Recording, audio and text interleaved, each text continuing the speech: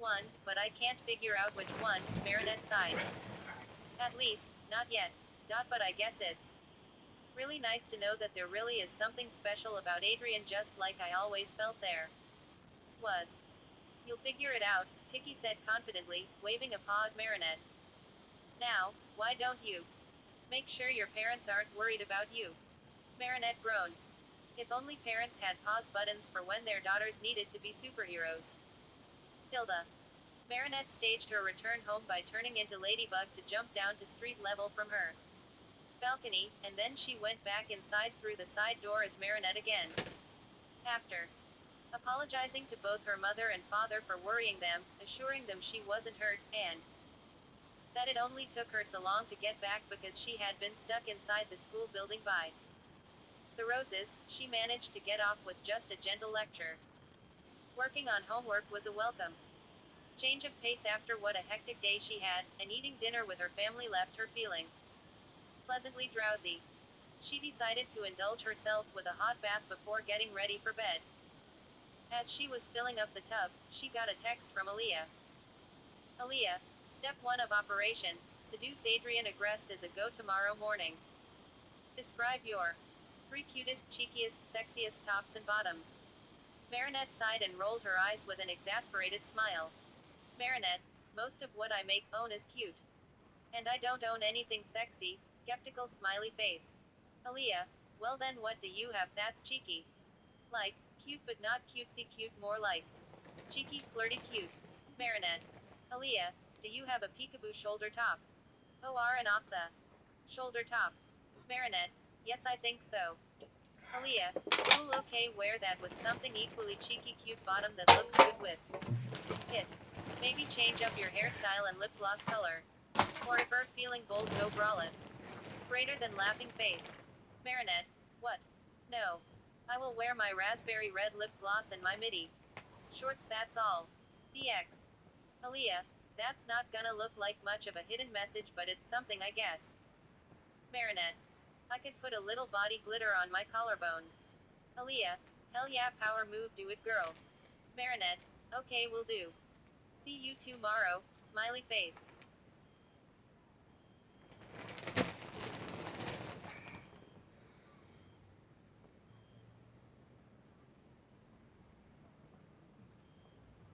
Aaliyah. Good luck. Winking face. Marinette put her phone aside and sank into the water with a sigh. It's a little weird to try to imagine Adrian getting all flustered over me in a new outfit, she mused. It's such a simple, common thing, will it really work on Adrian? I mean, he's a special, wonderful boy, but he's still a boy, and I feel like it's rude to assume too much that he's not like other boys. I guess if he didn't think at all like other boys did, I wouldn't be able to ask Aaliyah and Nino for advice on how to get him to notice me. And I'd like to still be able to relate to him as a human, even if he sometimes looks too beautiful to be mortal. But he is mortal. Otherwise, he'd be way out of my league. Tilda. Climbing into bed rarely felt as nice as it did after a bath or shower and a change of fresh, clean pajamas. Still, something felt just not quite as comfy as it could be somehow, an extra blanket. Seemed like it would feel nice, but she wasn't feeling cold. Still, she wanted extra warmth and weight spread over her, like the warmth of another body snuggled up to her. Oh, man. I think I'm still craving cuddles, she thought. She didn't want to get out of bed just to hunt down an extra blanket, and in any case, it just wouldn't be the same. I guess I can just fantasize about Chat Noir until I feel sleepier, she thought. I can just imagine. He's here, cuddling with me. She snaked a hand under the hem of her shirt and stroked her ribs and belly before moving higher. To slowly grope first one breast, then the other, taking extra time to roll her nipples one at a time. With her thumb. Her breathing slowly deepened, and she could feel a fresh wave of arousal gathering between her legs. She let out a little whine of frustration at the lack of an actual human form pressed against her back. She wrapped both arms around herself as if to give herself a hug, but it wasn't a good enough substitute for someone else embracing her from behind. That was what she wanted. For Chat Noir to surround her in him, to cocoon her in his touch. She yanked her camisole top over her head and then shoved her jersey cotton shorts and panties down and off her legs. Feeling the sheets surround her naked body was really nice, and for a moment, she thought this would help her feel a little better, but more than anything, it just added to her arousal. This wouldn't be the first time she felt horny enough to want to masturbate more than once in a single evening, but somehow, this craving felt more frustrating and harder to shake than usual. She hoped another orgasm would help. Ticky, she murmured, a sudden thought occurring to her. Is there any way being in heat might make me feel starved for attention? Like, really crave cuddles with Chat Noir.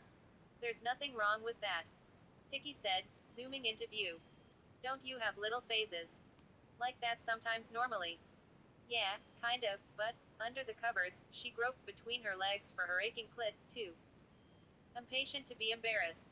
I've never felt this way about Chat Noir, and I dunno, I want more warmth, more weight over me even though I don't feel cold. I want Chat Noir to just. She paused, blushing, and panting a little as she began stroking herself between her damp folds. I want to just feel him touch me all over, hold me tight against him.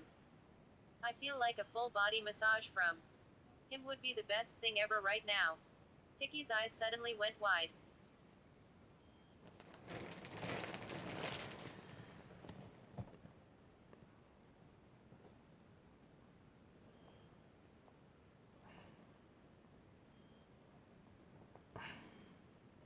Oh. What?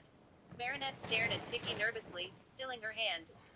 Yes, that sounds exactly like one of your symptoms, Ticky informed her grimly. The ache. Usually around the middle of the third week, you start to literally become touch-starved for Chat Noir, like ordinary skin hunger in humans, but magically induced, and focused towards Chat Noir only. It develops gradually, but you'll start to feel like your body is aching deep inside for Chat Noir to touch you, and it won't let up until he does. The quickest way to soothe it is for him to massage little circles into your joints and press slow kisses against the spots in your torso where your spots appear as ladybug. The complication is, all this physical contact will still help speed up the progression of the mating cycle like everything else does. And the fact that you're starting to feel it now, already, you're almost an entire week ahead of schedule. Oh no. Marinette whined. And it's only going to get worse, isn't it? Yep. And wait, this means Chat Noir's going to start feeling some version of this, too, doesn't it? Marinette wrapped her arms around herself in an attempt to self-soothe, but her arousal had all but fled at the thought of Chat Noir in physical distress. Yes. Ticky nodded seriously. He'll experience it like a kind of dull, burning itch under his skin. And only your touch will make him feel better. That sounds awful, Marinette's worried frown deepened. It just doesn't seem fair for the mating cycle to torture us so much just because we won't give in to our instincts, or whatever. We'd basically be touching each other and stuff, just to avoid being punished by our heats. That just doesn't seem right. Ticky sighed sympathetically. I know, Marinette, and I agree with you. Ticky settled herself down next to Marinette's pillow. I wish I could turn it off for you, or at least reduce the intensity of your symptoms, but all I can do is support you.